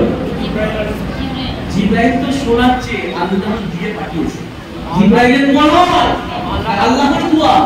আল্লাহ পাক জিবরাইলের মারফতে নবীর কাছে পাঠিয়ে দিয়েছেন। মূলত দোয়াটা আল্লাহ যদি দোয়া করে আর তার দোয়াতে যদি নবীর মতো একজন ব্যক্তি যার স্থানে আল্লাহর পরে সবথেকে দামি সেরকম যদি মাসুম একজন নবী আমিন বলে, দোয়া কি আটকে থাকবে? দোয়া আল্লাহর পরে কবুল হয়ে আসে। অতএব আল্লাহর নবী বললেন আমিন, তারা ধ্বংস হয়ে যাক। আমি আল্লাহর নবী বললাম, আল্লাহ কবুল করলাম, আল্লাহ কবুল করে নিয়েছে। অতএব আমাদের দায়িত্ব হচ্ছে নবীজির নাম শোনার সাথে সাথে দরুদ পড়া। যখন বলা হবে হযরত মুহাম্মদ, আমরা কি বলবো? সাল্লাল্লাহু আলাইহি ওয়াসাল্লাম। যখনই নবীজির নাম শুনবো আমরা আল্লাহর রাসূলের প্রতি দরুদ শরীফ পড়ব, না হলে কিন্তু আল্লাহর রাসূলের দোয়া কবুল হয়ে আছে যে এর ধ্বংস হয়ে যাবে। এটা আমার বিষয় নয়, বিষয়টা হচ্ছে ওই দিকে। তিন নম্বরটা যে আল্লাহর নবী বললেন, জিবরাইল ফেরেশতা কথাটা বলে গেল, কোন উম্মত যদি নিজের পিতামাতাকে বৃদ্ধ অবস্থায় বুড়ো অবস্থায় পায় আর তাদের সেবা যত্ন করে জান্নাত না আমাদের পারে, তাদেরকে রাজি খুশি করে জান্নাত না আমাদের পারে, তারা ধ্বংস হয়ে যায়। আমি রাসূল বললাম আমিন। সেজন্য আমাদের যারা পিতামাতা বৃদ্ধ অবস্থায় বুড়ো অবস্থায় পেয়েছে আমাদেরকে কি করতে হবে? কষ্ট দেব না, আর রাজি খুশি করব। আমাদের সমাজে এমন দেখি যে পিতামাতা তাদেরকে সন্তান এখনো আমরা রিপোর্ট পেয়েছি যে ভালো করে খাবার দেয় না। ঠিক বলছি না ভুল বলছি? জোরে বলুন। অসৎ ব্যবহার করে। এমনও শুনেছি সন্তান পিতামাতার উপরে হাত তুলেছে, হাত তুলেছে। বাবা 10 টাকা চা খাওয়ার জন্য চাইতে গেছে, সন্তান থেকে সন্তান টাকা দিয়ে পাঠিয়ে দিয়েছে, যাও তাহলে এখান থেকে। ভুল বললাম? এদের হাসুর পিতা মাতা পিতা মাতার সাথে সন্তান যদি 10 বার কাজ করে আসে, সন্তান যদি 5 ওয়াক্ত নামাজ পড়ে, সন্তান যদি লক্ষ লক্ষ টাকা সদকা করে, সন্তান যদি কোটি টাকার গরু কিনে কোরবানি করে, আর পিতা মাতা যদি তার উপরে অসন্তুষ্ট থাকে, সে কোনদিন আল্লাহর সামনে কামিয়াব ব্যক্তি হতে পারবে না। কেন আমরা রাসূলের সাহাবীর ঘটনা আমরা লক্ষ্য করলে বুঝতে পারি। সাহাবীর নাম হচ্ছে আলকামা রাদিয়াল্লাহু তাআলা আনহু। আলকামা রাদিয়াল্লাহু তাআলা আনহুর ঘটনা সংক্ষিপ্ত আকারে বলে দিই। আলকামা রাদিয়াল্লাহু তাআলা আনহু আল্লাহর রাসূলের সাহাবী। আল্লাহর রাসূলের সাহাবী মানে আল্লাহর খুব কাছের মানুষ, আমাদের থেকে অনেক দামি মানুষ। তেনার মৃত্যুর সময় তেনার মুখ থেকে কালিমা বের হচ্ছে না, উচ্চারণ করতে পারছে না, তার মৃত্যু হচ্ছে না, মৃত্যুর যন্ত্রণার মধ্যে আছে, মৃত্যুর শয্যায় সজ্জিত, কিন্তু মুখ দিয়ে কালিমা বের হচ্ছে না, আর মরণ হচ্ছে না। সাহাবায়ে বড় পেরেশানির মধ্যে আছে। সাহাবায়ে শুনেছিলেন রাসূলের দরবারে চলে গেছেন, ইয়া রাসূলুল্লাহ, হাবিবাল্লাহ, আলকামা রাদিয়াল্লাহু তাআলা আনহু মৃত্যুর শয্যায় সজ্জিত, তার মুখ থেকে কালিমা উচ্চারণ হচ্ছে না, সে মৃত্যুর শয্যায় সজ্জিত, মৃত্যুর জন্য সে কষ্ট পাচ্ছে। ইয়া রাসূলুল্লাহ, হাবিবাল্লাহ, আপনি একটা কিছু বলে দিন। আল্লাহ নবী সাল্লাল্লাহু আলাইহি ওয়াসাল্লাম সাহাবায়ে কেরামকে পাঠালেন, ওয়া সাহাবারা আলকামা রাদিয়াল্লাহু তাআলা আনহুর বাড়িতে গিয়ে কি অবস্থা লক্ষ্য করলো। সাহাবায়ে কেরাম আলকামা রাদিয়াল্লাহু তাআলা আনহুর বাড়িতে গেলেন, গিয়ে দেখেন আলকামা রাদিয়াল্লাহু তাআলা আনহুর কাছে যেটা বলা হয়েছে, তিনি মৃত্যুর শয্যায় সজ্জিত, কিন্তু তার মৃত্যু হচ্ছে না, মৃত্যুর যন্ত্রণায় সে ছটফট করছে, তার জবান থেকে কালিমা উচ্চারণ হচ্ছে না। আল্লাহ রাসূল সাল্লাল্লাহু আলাইহি ওয়াসাল্লামের কাছে যখন খবরখানা এলো, আল্লাহ নবী সাল্লাল্লাহু আলাইহি ওয়াসাল্লাম তখন জিজ্ঞাসা করলেন, আলকামার পিতামাতার মধ্য থেকে কেউ জীবিত আছে কিনা দেখো, পিতামাতার মধ্য থেকে কেউ জীবিত আছে কিনা দেখো। সাহাবা তালাশ করে দেখলেন, তার আম্মাজান বেঁচে আছে, তার বুড়ি মা বেঁচে আছে। আল্লাহ রাসূল বললেন, তার বুড়ি মাকে আমার কাছে ডাকা হোক। তার বুড়ি মা আলকামা রাদিয়াল্লাহু তাআলা আনহা আম্মাজান আল্লাহ রাসূলের দরবারে এসেছেন, ইয়া রাসূলুল্লাহ, হাবিবাল্লাহ, আপনি আমাকে ডেকেছেন। আল্লাহ নবী বললেন, তোমার ছেলের এই অবস্থা, তুমি কি তোমার ছেলের উপরে সন্তুষ্ট আছো? তোমার ছেলে কি আল্লাহর ইবাদত ঠিকঠাক করতো? আলকামা রাদিয়াল্লাহু তাআলা আনহা আম্মাজান পরিষ্কার আল্লাহ হাবিবকে বললেন, আমার সন্তান ৫ ওয়াক্ত নামাজ পড়ে, আমার সন্তান রমজান মাসে রোজা রাখে, আমার সন্তান দান সাদকাও করে, আমার সন্তান তাহাজ্জুদের নামাজও পড়ে, অতএব আমলের দিক থেকে আমার সন্তানের কোনো কমতি নেই, আমলের দিক থেকে কোনো কমতি নেই। আল্লাহ রাসূল বললেন, তাহলে আলকামার এই অবস্থা কেন তোমার বেটা? আচ্ছা আলকামার মা, তুমি কি তোমার সন্তানের উপরে সন্তুষ্ট আছো? সত্য কথা বললে। আলকামা রাদিয়াল্লাহু তাআলা আনহু আম্মাজান বললেন, ইয়া রাসূলুল্লাহ, হাবিবাল্লাহ, আলকামা রাদিয়াল্লাহু তাআলা আনহু আমার ছেলে, তার একটা কথা বলাতে আমি মা কষ্ট পেয়েছি। মা একটা কথা দ্বারাই মা কষ্ট পেয়েছে। ইয়া রাসূলুল্লাহ বললেন, ও আলকামার মা, তুমি যে তার ব্যবহারে কষ্ট পেয়েছো, তার কারণে তার এই অবস্থা। আল্লাহ নবী বললেন, ও আমার সাহাবারা, চারিদিক থেকে তোমরা কাঠ জড়ো করো। কি জড়ো করো? কাঠ জোগাড় করো, জোগাড় করে নিয়ে এসো। আলকামা রাদিয়াল্লাহু তাআলা আনহুকে আজকে আমরা কাঠ দ্বারা যেহেতু আজকে পুড়িয়ে দেব, যেহেতু আমাদের পেয়ে দেওয়া হবে।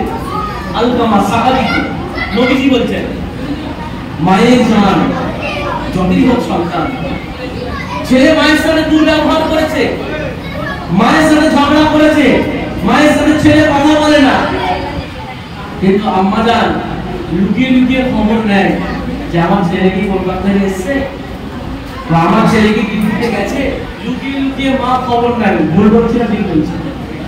ওই ছেলে যদি কোনো রকমের মা শোনে যে আমার ছেলে পড়ে গিয়ে তার পা ভেঙে গেছে, হাত ভেঙে গেছে, চোট লেগে গেছে, কেউ ছুটে যা আর নাই যা, ওই যে মা যখনই তাকে যার সাথে কথা বলে না, ওই মাই আগে ছুটে যাবে। ঠিক বললাম?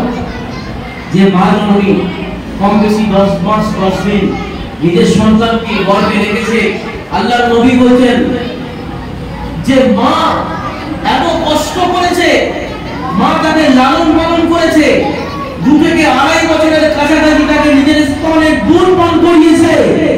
সন্তান যদি নিজের চামড়া ছিঁড়ে, নিজের চামড়া খুলে জুতো বানিয়ে নিজের মাকে জুতো পরতে দেওয়া হয়, তাও 1 ভোর দুধের ঋণ শোধ করতে পারবে না সেই মা। আল্লাহ রাসূল সাল্লাল্লাহু আলাইহি ওয়াসাল্লাম বললেন, কাঠ জোগাড় করা হোক, কাঠ জড়ো করা হোক, আলকামাকে যেহেতু জ্বালিয়ে দেওয়া হবে। আলকামা রাদিয়াল্লাহু তাআলা আনহু আম্মাজান বলেন, ইয়া রাসূলুল্লাহ, হাবিবাল্লাহ, আমার সন্তানকে আমার সামনে পোড়ানো হবে, যেহেতু অবস্থায় আমি মা জননী সহ্য করতে পারবো না। আল্লাহ নবী বললেন, ও আলকামার মা, আজকে আলকামাকে যদি আমি দুনিয়ার আগুন যদি আলকামা সহ্য করতে না পারে, কাল কিয়ামতের ময়দানে, হাসরের ময়দানে আলকামাকে যখন আপনার অসন্তুষ্টির কারণে আল্লাহ পাক জাহান্নামে নিক্ষেপ করবেন, আলকামা জাহান্নামের আগুন কিভাবে সহ্য করবে? 100 ভাগ আগুনের মধ্য থেকে দুনিয়াতে একটা ভাগ আগুন দেওয়া হয়েছে, এক ভাগ, 99 ভাগ জাহান্নামের মধ্যে আছে। এই এক ভাগ আগুন, আমরা যে পৃথিবীতে আগুন দেখছি 1% আগুন 100 ভাগের, এতেই ঘর বাড়ি ছারখার হয়ে যাচ্ছে। লোহার মতো শক্তিশালী একটা বস্তু গলে যাচ্ছে, কাঁচের মতো একটা জিনিস গলে মমের মতো হয়ে যাচ্ছে, চারিদিকে হাহাকার হয়ে যাচ্ছে। 1% আগুন আল্লাহ পাক কিয়ামতের সময় এই 1% আগুনকে আবার তুলে নিয়ে 100% করে দেবেন। আল্লাহ নবী বললেন, কাল কিয়ামতের ময়দানে কঠিন হাসরের দিনে আল্লাহ পাক যখন আলকামাকে জাহান্নামে নিক্ষেপ করবেন, আল্লাহ পাক আলকামা তখন কিভাবে জাহান্নামের আগুন সহ্য করবে? আলকামা আল্লাহ তাআলা মা তো মা হবে, ইয়া রাসূলুল্লাহ, আমি বললাম আমার কি করণীয় আছে আপনি বলুন। আল্লাহ নবী বললেন, ওগো আলকামার মা, আপনি যদি আপনার সঠিক দিক থেকে নিজের সন্তানকে ক্ষমা করে দিতে পারেন, আল্লাহ রাব্বুল আলামিন ক্ষমা করে দেবেন। কি বললেন? আপনি যদি নিজের দিক থেকে আপনার সন্তানকে ক্ষমা করে দেন, আল্লাহ পাক ক্ষমা করে দেবেন। কারণ এটা হুকুকুল ইবাদ, টাইম সংক্ষিপ্ত, নালে হুকুকুল ইবাদ দিয়ে একটা কথা বলতাম, 2 মিনিটে বলেন। হুকুকুল্লাহ মানে আল্লাহর হক, এদিকে মুতাওয়াজ্জি হবে না, জিনিসটা বুঝে নেন। হুকুকুল্লাহ মানে আল্লাহর হক, হুকুকুল ইবাদ মানে বান্দার হক। হুকুকুল্লাহ হচ্ছে নামাজ, হুকুকুল্লাহ হচ্ছে রোজা, হুকুকুল্লাহ হচ্ছে হজ, হুকুকুল্লাহ হচ্ছে যাকাত, হুকুকুল্লাহ হচ্ছে এগুলো হুকুকুল্লাহ, আল্লাহর সাথে বান্দার হক।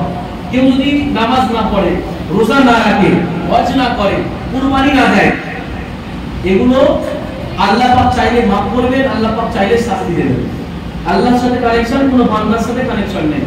একটা হচ্ছে হুকুকুল ইবাদ, হুকুকুল লাহ থেকে হুকুকুল ইবাদে মানে কঠোর হুকুম, মানে হুকুকুল ইবাদ হচ্ছে বান্দার সাথে কানেকশন। এর থেকে আপনি পয়সা ধার নিয়েছেন, এটা হুকুকুল ইবাদ হয়ে গেছে। সে যদি দেয় ভালো, আর যদি না দেয় আপনি হুকুকুল ইবাদ নষ্ট করেছেন, তাহলে কিয়ামতের ময়দানে কিন্তু আল্লাহ পাক আপনার ওই অধিকারটা এঁকে দেবে, মানে আপনার নেকি থেকে কেটে নিয়ে এঁকে দেওয়া হবে। আপনি এর জায়গা মেরে নিয়েছেন, আপনি ওর জমি নিয়ে নিয়েছেন, আপনি এর ঘর নিয়ে নিয়েছেন, ইত্যাদি ইত্যাদি, হুকুকুল ইবাদ নষ্ট করেছেন।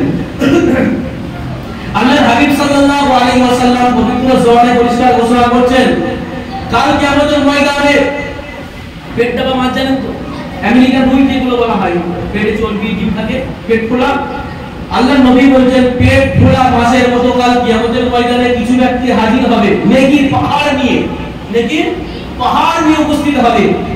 উম্মতেরা দেখে আশ্চর্য হয়ে যাবে, এত নেকি কোথা থেকে? এ নিশ্চয়ই জান্নাতে যাবে, এত নেকি এ নিশ্চয়ই জান্নাতে যাবে।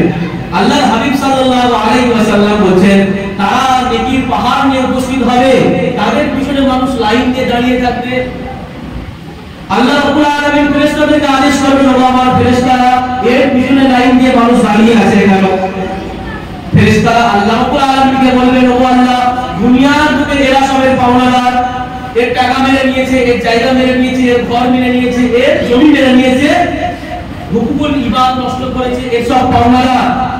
আল্লাহ রাব্বুল আলামিন ফেরেশতাদেরকে বলবেন যে এখনকার জায়গা জমির কোনো পরিবেশ নেই, এখানকার জায়গা জমি দেওয়া হবে না, টাকা করে দেওয়া হবে না, তাহলে কি করা হবে?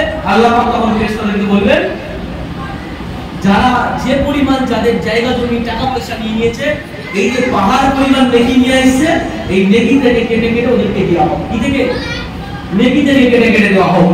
তারা পাহাড় পরিমাণ নেকি নিয়ে উপস্থিত হবে, তাদের নেকি থেকে কেটে কেটে পাওনাদারকে দিয়ে দেওয়া হবে। এমন তো অবস্থায় দেখা যাবে তাদের পাহাড় পরিমাণ নেকি শেষ হয়ে গেছে, কিন্তু পাওনাদার এখনো বাকি আছে, পাওনাদার এখনো বাকি আছে। ফেরেশতারা আল্লাহকে বলবেন, ও আল্লাহ, নেকি তো সব শেষ হয়ে গেছে, কিন্তু পাওনাদার বাকি আছে। আল্লাহ রাব্বুল আলামিন বলবেন যে যারা পাওনাদার, এদের গুনাহ নিয়ে ওদের ঘাড়ে চাপিয়ে দাও, এদের গুনাহ নিয়ে এর ঘাড়ে চাপিয়ে দাও। তখন যারা পাহাড় পরিমাণ নেকি নিয়ে উপস্থিত হয়েছিল, তাদের ঘাড়ে গুনাহ চাপিয়ে চাপিয়ে দেখা যাবে তাদের পাহাড় পরিমাণ গুনাহ হয়ে গেছে। নেকির পরিবর্তে কি হয়েছে? গুনাহ হয়ে গেছে। আল্লাহ রাব্বুল আলামিন বললেন এখন এদের পিছনে গিয়ে এদেরকে উল্টো মুখ করে জাহান্নামে নিক্ষেপ করো, এটা হলো হুকুকুল ইবাদ। অতএব হুকুকুল্লাহর মধ্যে যদি কোনো কম বেশি থাকে আল্লাহ চাইলে মাফ করবেন, কিন্তু হুকুকুল ইবাদের মধ্যে যদি আমরা কিছু নষ্ট করি তাহলে কিন্তু আল্লাহ পাক মাফ করবেন না, যতক্ষণ না পর্যন্ত বান্দা মাফ না করে। আমি পয়সা দিতে পারিনি, যার কাছে পয়সা নিয়েছি তার কাছে গিয়ে বললাম ভাই দিতে পারিনি, ক্ষমতায় হচ্ছে না, আমি চেষ্টা করবো দিয়ে দেওয়ার, আর যদি তার আগে মারা যায় মাফ করে দিস, সে যদি বলে হ্যাঁ যদি মারা যায় মাফ করে দেবো ইনশাআল্লাহ, হয়ে গেল।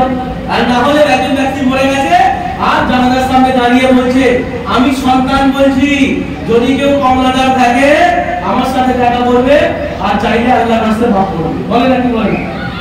আচ্ছা ওই ধারটা যে নিয়েছে ও কি মাফ করার জন্য? বলুন, তাকে 10,000 20,000 টাকা দিয়ে গেছে কি মাফ করে দেওয়ার জন্য? তাহলে এই জিনিসটাই ভুল জিনিস, মাফের কোনো প্রশ্নই নেই। সে যদি অন্তর থেকে মাফ করে, না বললেও সে মাফ করে দেবে, কিন্তু ধার দেওয়া মানুষ দেয় মাফ করার জন্য। অতএব তার আত্মীয় স্বজনরা যদি তার দেয় তো ভালো জিনিস, আর যদি না দেয় কাল কিয়ামতের ময়দানে সে কিন্তু পাকড়াও হবে। এটা হুকুকুল ইবাদ, যেটা বলছিলাম। আল্লাহ নবী সাল্লাল্লাহু আলাইহি ওয়াসাল্লাম আলকামা রাদিয়াল্লাহু তাআলা আনহু আম্মাকে বললেন, ওগো আলকামার মা, তুমি যদি সঠিক দিলে আল্লাহর কাছে দোয়া করো এবং নিজের সন্তানকে তুমি ক্ষমা করে দিতে পারো, আল্লাহ রাব্বুল আলামিন ক্ষমা করে দেবেন। আলকামা রাদিয়াল্লাহু তাআলা আম্মাজান দুটো হাত তুলেছে, ওগো আল্লাহ, আমার সন্তান আমাকে কষ্ট দিয়েছে, আমি তার মা হিসাবে আমি আমার সন্তানকে ক্ষমা করে দিলাম। দুয়া শেষ না হতে হতে আল্লাহ রাসূল বললেন, ও আমার সাহাবারা ছুটে ছুটে আলকামার ঘরে চলে যাও, আলকামার খবর নিয়ে দেখো কি অবস্থায় আছে। সাহাবারা ছুটে ছুটে গিয়ে আলকামার ঘরে পৌঁছে গেল, সঙ্গে সঙ্গে সাহাবা একদম দেখছেন আলকামা রাদিয়াল্লাহু তাআলা আনহু আম্মাজান ক্ষমা পাওয়ার সাথে সাথে আলকামা রাদিয়াল্লাহু তাআলা আনহু লা ইলাহা ইল্লাল্লাহ মুহাম্মাদুর রাসূলুল্লাহ কলমা পড়তে পড়তে ইন্তেকাল হয়ে গেছে। বলুন না সুবহানাল্লাহ, বলে বলা যাবে না সুবহানাল্লাহ? দেখুন মাকে সামান্য একটু কষ্ট দিয়েছে, সেজন্য স্বাভাবিক এই ঘটনা থেকে আমাদের শিক্ষা নেওয়া দরকার। শুধু পড়ার উদ্দেশ্য ভালো লাগলো শুনলাম চলে গেলাম না, আমাদের শিক্ষা অর্জন করতে হবে যে আমরাও যেন নিজের পিতা মাতার সাথে অসৎ ব্যবহার না করি। ওয়াইস করণী বলে একজন নাম শিখেছে, ওয়াইস করণী পুরাতন ঘটনা, তার সংক্ষিপ্ত একই প্রায়। ওয়াইস করণী রাদিয়াল্লাহু তাআলা আনহু নবীর যুগের মানুষ ছিলেন, তিনি খবর পেয়েছেন যে আল্লাহর রাসূল মদিনাতে আছে, কিন্তু তিনি আল্লাহর রাসূলের কাছে যেতে পারছেন না। কেন? কেন? তার নিজের কাছে তার বুড়ি আম্মা জি আছে, বয়স্ক অসুস্থ মা আছে, সেজন্য তিনি নবীজির কাছে গিয়ে সাহাবী হতে পারছেন না। কারণ নবীজিকে যে সচক্ষে দেখলো ইমানি অবস্থায় সে সাহাবী হয়ে গেল, সাহাবীর মর্যাদা আল্লাহর কাছে বলে।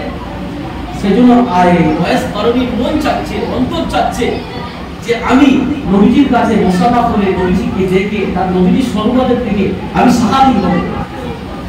ওয়াইস করণী রাহমাতুল্লাহ আলাইহি আল্লাহর নবীর কাছে চিঠি লিখেছেন, ইয়া রাসূলুল্লাহ হাবিবাল্লাহ, আমি আপনার হাতে হাত দিয়ে বায়াত হয়ে আমি আপনার সহবদের থেকে আমি সাহাবী হতে চাই। ইয়া রাসূলুল্লাহ হাবিবাল্লাহ, আমি আপনার কাছে যেতে পারছি না, আমার ভয়ে আমার অসুস্থ বুড়ি মা আছে। আল্লাহ নবী যখন চিঠিটা দেখলেন, দেখার পরে আল্লাহ রাসূল উত্তরে বললেন, ওগো ওয়াইস করণী, আমার কাছে তোমার আসার প্রয়োজন নেই, তুমি তোমার বুড়ি আম্মাজি তুমি সেবা যত্ন করতে থাকো। তুমি যদি তোমার বুড়ি আম্মাজির সেবা যত্ন করতে পারো, আল্লাহ রাব্বুল আলামিন তোমার উপরে অনেক সন্তুষ্ট হবেন এবং তোমাকে আল্লাহ রাব্বুল আলামিন জান্নাত দান করবেন। ওয়াইস করণী রাহমাতুল্লাহ আলাইহি আল্লাহ রাসূলের কাছে যেতে পারলেন না, সাহাবী হতে পারলেন না, নিজের বুড়ি আম্মাজির সেবা যত্ন করছেন। আল্লাহ রাসূল সাল্লাল্লাহু আলাইহি ওয়াসাল্লাম ওমর রাদিয়াল্লাহু তাআলা আনহুকে তিনি বলে গেলেন, মৃত্যুর পূর্বে বলে গেলেন, চিঠি লিখে গেলেন যে অমুক জায়গা থেকে একজন ব্যক্তি আসবে, তার নাম হবে ওয়াইস করণী এবং তাকে দেখতে এরকম হবে, সকল সোয়া তাকে দেখতে এমন হবে, সে যখন আসবে তার কাছে তোমার দোয়া করবে, দোয়া চাইবে, সে যেন তোমাদের জন্য দোয়া করে। আল্লাহ রাসূল সাল্লাল্লাহু আলাইহি ওয়াসাল্লাম পৃথিবীর মুখ থেকে বিদায় নেবার পরে ওমর রাদিয়াল্লাহু তাআলা আনহু নিজের খেলাফত শাসনে যখনই কোনো সফর মুসাফির ব্যক্তি আসে সফর করে, ওমর রাদিয়াল্লাহু ছুটে যায় এবং জিজ্ঞাসা করে ওয়াইস কর্মী বলে কেউ আছে কিনা। ওমর রাদিয়াল্লাহু তাআলা আনহু যখনই কোনো মুসাফির সফর করে আসে তিনি ছুটে ছুটে গিয়ে দেখেন ওয়াইস কর্মী বলে কেউ আছে কিনা। এমন অবস্থায় ওমর রাদিয়াল্লাহু তাআলা আনহু দেখলেন একটা মুসাফির সফর করে এসেছে এবং ওয়াইস কর্মী বলে একজন আছে। নবীজি যেভাবে বলেছিলেন, যেমন দেখতে বলেছিলেন তেমনই তাকে দেখতে। ওমর রাদিয়াল্লাহু তাআলা আনহু বললেন, আপনি কি ওয়াইস কর্মী? ওমর রাদিয়াল্লাহু তাআলা আনহু তখন আমিরুল মুমিনিন, মানে তিনি খলিফা, তিনি বলেন হ্যাঁ আমি ওয়াইস কর্মী। বলে রাসূলুল্লাহ বলেছেন আপনাকে দোয়া করার জন্য, আপনি একটু দোয়া করুন।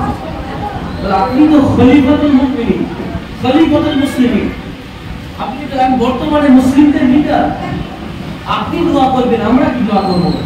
তিনি বলেন না, আল্লাহর হাবিব বলেছেন আপনি একটা এমন কাজ করেছেন যার কারণে রব্বুল আলামিন এত খুশি হয়েছেন। আল্লাহ পাক বলে দিয়েছেন ওয়াসকারনি, যখন যে দোয়াটা করবেন আমি রব্বুল আলামিন তার দোয়াটা কবুল করে নেব। বলুন না সুবহানাল্লাহ। কিসের বরকতে? মায়ের সেবা করার বরকতে এতটা ফজিলত পেল যে সাহাবীকে বলে গেলেন যে ওই ব্যক্তিরা তাকে তোমাদের জন্য দোয়া করতে বলো, আল্লাহ পাকের কাছে যখনই সে হাত তুলবে আল্লাহ পাক তাকে কবুল করে নেবে। ওয়াইস কর্মীর কাছে দোয়া করতে বললেন, কিসের বরকত? মায়ের সেবা, মায়ের সেবা, পিতামাতার খেদমত। আল্লাহ পাক সেটাই বললেন ওয়ালা তাকুল্লাহুমা উফিন, তাদেরকে উফ শব্দ পর্যন্ত বলতে তোমরা দেবে না, তাদেরকে উফ শব্দ বলতে দেবে না। আমরা সকলে একটা দোয়া করি, কি দোয়া করি? ওয়াকুর রাব্বিরহামহুমা কামা রাব্বায়ানি সাগীরা, করি না? ওয়াকুর রাব্বিরহামহুমা কামা রাব্বায়ানি সাগীরা। রাব্বিরহামহুমা মানে কি? রাব্বিরহামহুমা, হে আল্লাহ পাক, হে আমাদের রব, আমরা দোয়া করছি আমাদের পিতামাতার উপরে আপনি রহম করুন, দয়া করুন। কামা রাব্বায়ানি সাগীরা, যেমনটা ছোটবেলায় তারা আমাদের উপরে দয়া করেছে, মায়া করেছে, মমতা করেছে, ভালোবেসে মানুষ করেছে, আপনি সেভাবে আমার পিতামাতার উপরে রহম করুন, দয়া করুন। আমরা দোয়া করি রব্বিরহামহুমা কামা রাব্বায়ানি সাগীরা। আল্লাহ নবী সাল্লাল্লাহু আলাইহি ওয়াসাল্লামের দরবারে সাহাবী জিজ্ঞাসা করছেন কার সেবা করা হবে, কার সেবা করা হবে? আল্লাহ নবী বললেন তোমার মায়ের। পুনরায় জিজ্ঞাসা করা হলো কার সেবা করা হবে? আল্লাহ নবী বললেন তোমার মায়ের। তারপরে পুনরায় জিজ্ঞাসা করা হলো কার সেবা করা হবে? কি বলা হলো? তোমার মায়ের। চতুর্থ নম্বরে জিজ্ঞাসা করা হলো কার সেবা করা হবে? আল্লাহ নবী বললেন তোমার আব্বা, তোমার পিতা। দেখুন প্রথম নম্বরে বললেন তোমার মায়ের, দ্বিতীয় নম্বরে তোমার মায়ের, তৃতীয় নম্বরে তোমার মায়ের, চতুর্থ নম্বরে তোমার পিতা। সেজন্য পিতামাতার সম্মান, শ্রদ্ধা, ভালোবাসা মনে, কিন্তু পিতা এবং মাতার মধ্য থেকে সবথেকে বেশি ভালোবাসার খেদমতের অধিকার হচ্ছে পিতামাতার মধ্য থেকে মা জননী। সেজন্য আমাদের সকলের দায়িত্ব এবং কর্তব্য হচ্ছে এটা যে আমরা পিতামাতাকে অসন্তুষ্ট করব না, তাদের সেবা করব ইনশাআল্লাহ।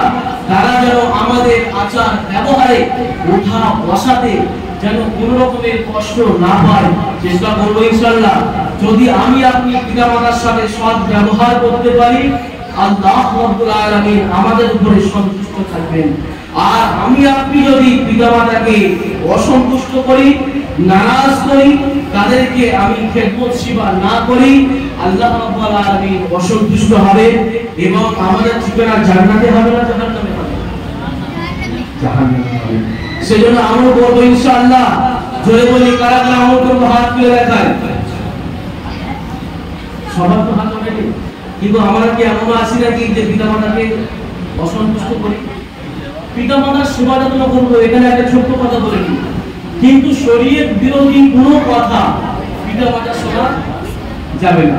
এটা মনে রাখবেন যে পিতামাতার সেবা যত্ন করবো ঠিক আছে, পিতামাতার কথা মানবো ঠিক আছে, কিন্তু শরীয়ত বিরোধী, আল্লাহ আল্লাহ রাসূলের বিরোধী কোনো কথা যদি পিতামাতা বলে তাহলে কিন্তু সেটা সন্তানের জন্য মানা বাধ্যতামূলক নয়। সন্তান যদি না মানে গুনাহ হবে না, বরঞ্চ মানলেই গুনাহ হবে। যদি নিজে আব্বাজান বলে বাবা আজকে সিনেমা হলে একটা ভালো সিনেমার বই দিয়েছে, যে চ দেখতে যাব, এই হুকুমটা মানা জরুরি না জরুরি মানা যাবে না। যদি আম্মাজি বলে যে বাবা আজকে জুম্মার নামাজ পড়তে যাওয়ার দরকার নেই, মানা যাবে না। যদি পিতা বলে যে 5 ওয়াক্ত নামাজ পড়ে কি হবে, জুম্মাতে যাওয়া হবে কোনো দরকার নেই এখন। যদি আব্বাজি বলে আম্মাজি বলে যে রমজান মাসে রোজা এখন আর রাখতে হবে না, একদিন ছাড়া একদিন রাখতে হবে, কিন্তু সন্তানের উপরে রোজা ফরজ হয়ে গেছে, রাখতে হবে না। কিন্তু মা বলছে এখন রাখার দরকার নেই, পরে রাখবি, বা একটা রাখ একটা ছেড়ে দে, হুকুম মানা যাবে যাবে না। ফরজ হুকুমে যদি পিতামাতার হুকুম যদি শরীয়ত বিরোধী হয় তাহলে মানা যাবে না। হ্যাঁ, এমনও হুকুম আছে যদি আম্মাজি রাখে আর সন্তান যদি নফল নামাজ পড়ে, ফরজ নামাজ পড়ে, যদি নফল নামাজ পড়ে তাহলে শরীয়তের হুকুম হচ্ছে এটাই যে নফল নামাজ ভেঙে আম্মাজি আব্বাজি কাকে সাহায্য করে। গুরুত্ব তো অনেক, কিন্তু নফলের ব্যাপারে, ফরজের ব্যাপারে নয়। আমি হয়তো ঈশার নামাজ পড়ছি, হয়তো আমার আম্মাজি যাচ্ছে খাবার জন্য বা যেগুলো প্রয়োজনে রেখেছে, এই ঈশার ফরজ নামাজ ভেঙে যাওয়া যাবে না। আমি যদি নফল পড়ি সেটা ভেঙে আম্মাজি আব্বাজি ডাকে সাড়া দিতে পারবো, মনে থাকবে ইনশাআল্লাহ। 5 ওয়াক্ত নামাজ আমরা জামাতবদ্ধভাবে আদায় করব ইনশাআল্লাহ।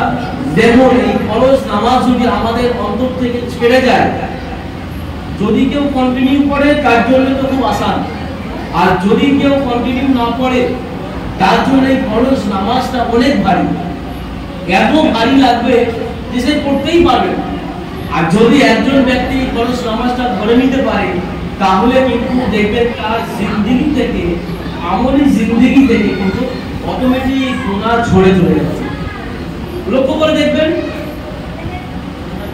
আপনার রোজা বলেন, আপনার হজ বলেন, আপনার যাকাত বলেন, যা কিছু আছে এটা কিন্তু মানুষের জিন্দেগিতে সবসময় আসে না, কিন্তু এই 5 ওয়াক্ত নামাজ যেটা আছে এটা কিন্তু ঈমানের পরে একটা বিশাল গুরুত্বপূর্ণ দায়িত্বপূর্ণ একটা গুরুত্ব ইবাদত। আপনার রোজাটা দুনিয়ার বুকে নাজিল করা হয়েছে, হজটা দুনিয়ার বুকে নাজিল করা হয়েছে, যাকাতটা আল্লাহ পাক দুনিয়ার বুকে দিয়েছেন, যা কিছু ইবাদত আমরা পেয়েছি সব দুনিয়ার বুকে।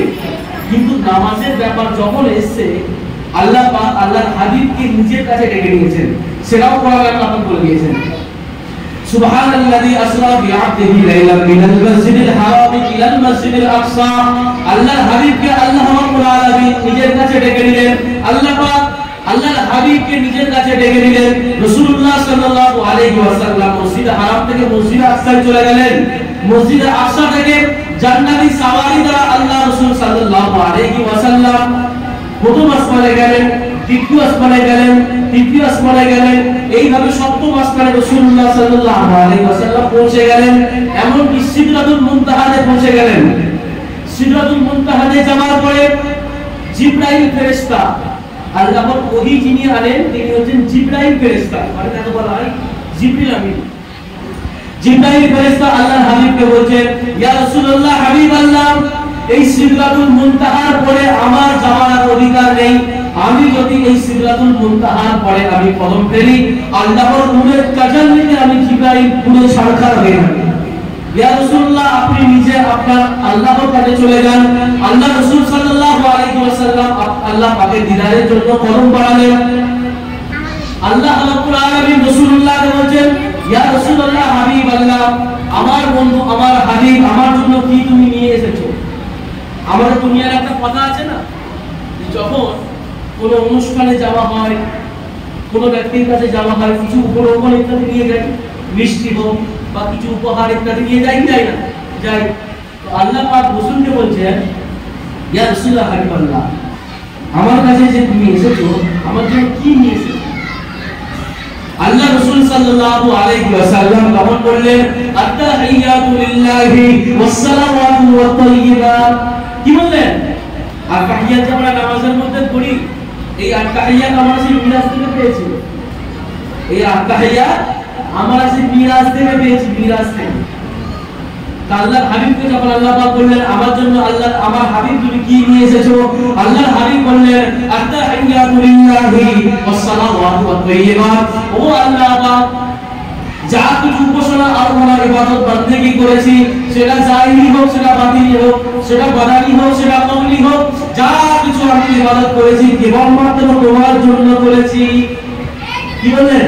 কেবলমাত্র তোমার জন্য করেছি। আত-তাহিয়াতু লিল্লাহি ওয়াস-সালাওয়াতু ওয়াত-তাইয়্যিবাত। আসসালাম, তবে কি আছে বলুন? আসসালামু আলাইকা আইয়ুহান নাবিয়্যু ওয়া রাহমাতুল্লাহি ওয়া বারাকাতুহু। আল্লাহ পাক বললেন আসসালামু আলাইকা আইয়ুহান নাবিয়্যু ওয়া রাহমাতুল্লাহি ওয়া বারাকাতুহু। আল্লাহ পাক বললেন আসসালামু আলাইকা, তোমার উপরে আমার শান্তি বর্ষিত হোক, আমার রহমত বর্ষিত হোক। আইয়ুহান নাবিয়্যু ওয়া রাহমাতুল্লাহি ওয়া বারাকাতুহু, রহমত এবং বরকত তোমার উপরে বর্ষিত হোক হে আমার রাসূল। কে বললেন? আল্লাহ রাব্বুল আলামিন। রাসূলুল্লাহ সাল্লাল্লাহু আলাইহি সাল্লাম তখন মনে মনে ভাবছেন যে আল্লাহ পাক আমাকে বরকত দিচ্ছেন, আল্লাহ পাক আমাকে রহমত দিচ্ছেন, এই বরকত রহমত আমি নবীজি পাচ্ছি, কিন্তু আমার উম্মত কে রহমত বরকত থেকে মাহরুম হয়ে যাবে। মিরাজে গেছেন, আল্লাহর সাথে সাক্ষাৎ করছে নবী আমার, কিন্তু উম্মতের কথা বলেন না। সেখানে গিয়ে উম্মতের কথা মনে রেখেছেন যে আল্লাহ পাক রহমত দিয়েছেন, বরকত দিয়েছেন, শান্তি দিয়েছেন। এত বড় রহমত, এত বড় বরকত, এত বড় শান্তি থেকে আমার উম্মত বঞ্চিত হয়ে যাবে।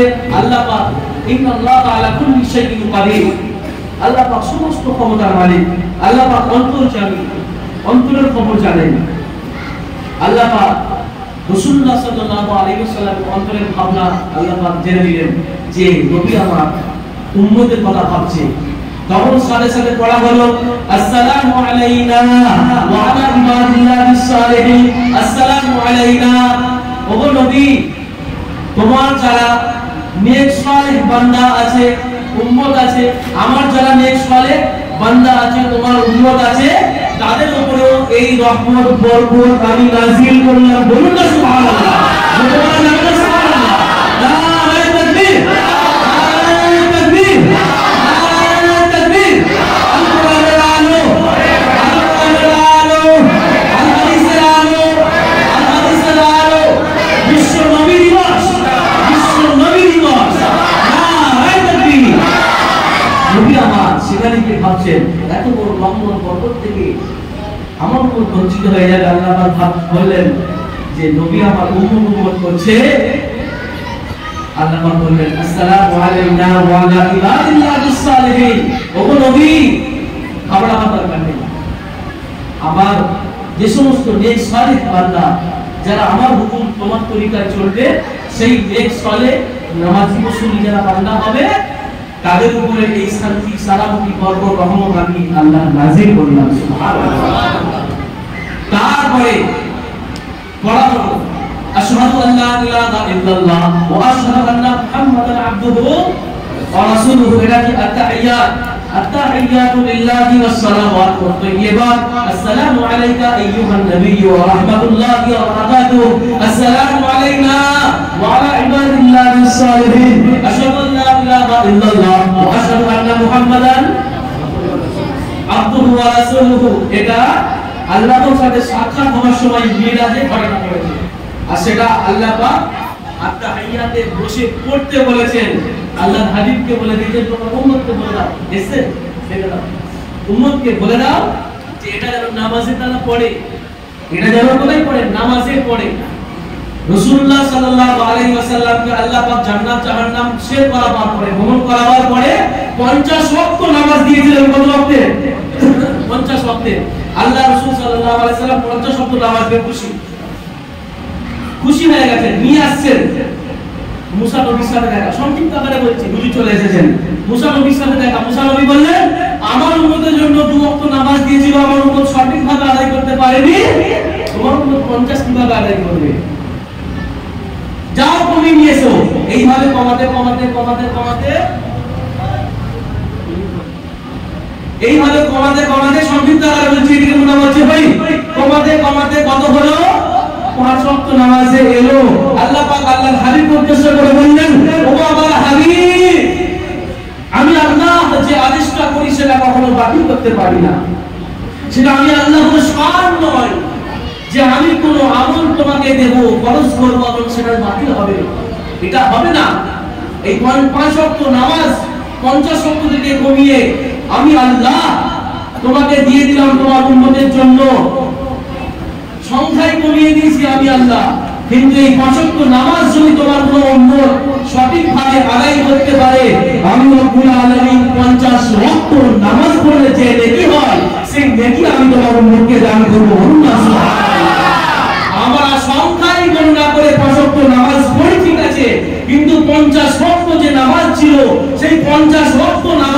নেকি আমরা পাই। বলুন না সুবহানাল্লাহ।